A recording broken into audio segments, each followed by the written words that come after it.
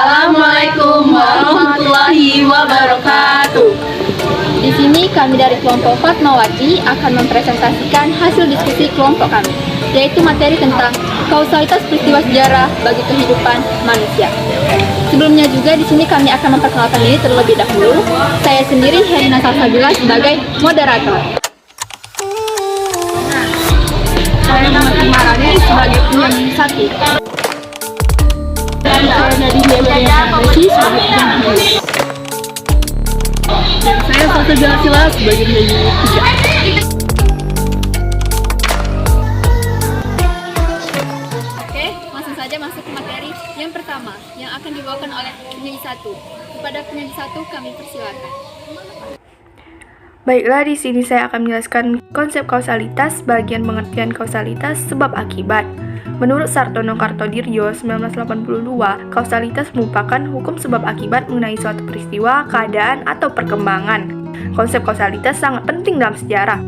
Tanpa kausalitas, sejarah hanya membahas kronologi saja. Contoh kausalitas yang pertama yaitu Perang Dunia ke-1. Perang Dunia ke-1 diakibatkan perpecahan negara-negara di Eropa karena perebutan wilayah penjajahan dan rasa nasionalisme yang tinggi. Contoh yang kedua yaitu tanam paksa atau kultur stelsel pada zaman Belanda. Tanam paksa pada zaman Belanda bertujuan untuk menutupi kas keuangan Belanda yang mengalami defisit karena membiayai perang. Contoh yang ketiga yaitu pemberontakan PKI di Madiun. Pemberontakan PKI di Madiun bertujuan untuk mengubah Indonesia menjadi negara komunis. Banyak terbunuhnya pemerintah dan ketua partai anti komunis karena mereka dianggap tidak mau mengubah Indonesia menjadi negara komunis. Masyarakat menjadi anti terhadap organisasi Islam. Itu materi yang kedua yang akan dibawakan oleh penyanyi 2. Kepada penyanyi 2 kami persilakan. Suatu peristiwa sejarah tidak dapat terlepaskan dari peristiwa lain di sekitarnya. Satu peristiwa sejarah dapat tersusun dari berbagai peristiwa lain akibat adanya sebab dan akibat, sehingga satu peristiwa memiliki keterkaitan dan saling berpengaruh. Berikut beberapa pengaruh dari sejarah masa lalu terhadap kehidupan masa kini maupun masa depan. 1. Sejarah dapat menjadi refleksi. Sejarah selalu berhubungan dengan masa lalu atau masa lampau, karena masa lampau merupakan masa yang sudah terlewati. Masa lampau bukanlah masa yang final, terhenti, dan tertutup. Masa lampau itu bersifat terbuka dan berkesinambungan.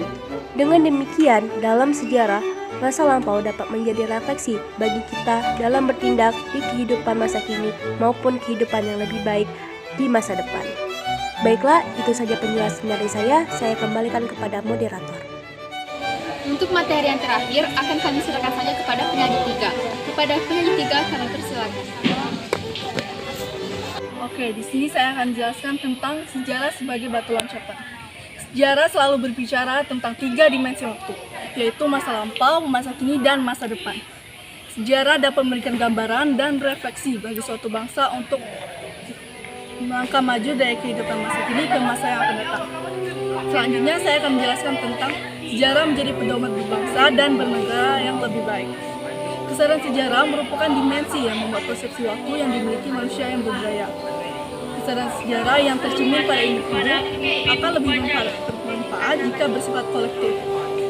Sebab sebagai ungkapan masyarakat bersama terhadap situasi yang ada, baik politik, ekonomi, sosial, dan budaya, yang dapat membangun perasaan senasib sebagai anggota bangsa dan negara.